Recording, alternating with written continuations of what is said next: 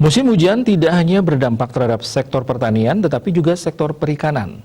Aktivitas menangkap ikan nelayan menjadi berkurang karena cuaca yang kerap belum bersahabat.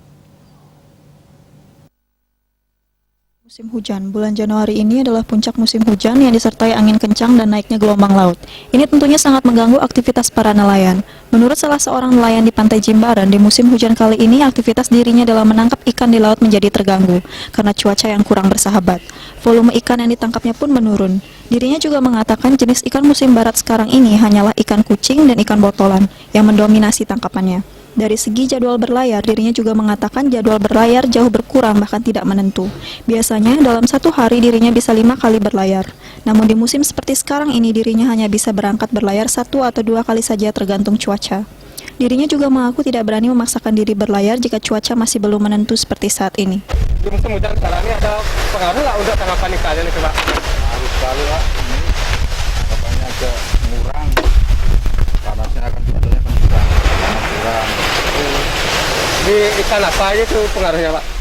Kayak gini aja musim sekarang, nggak ada musim ikan lain. Ikan kotoran aja.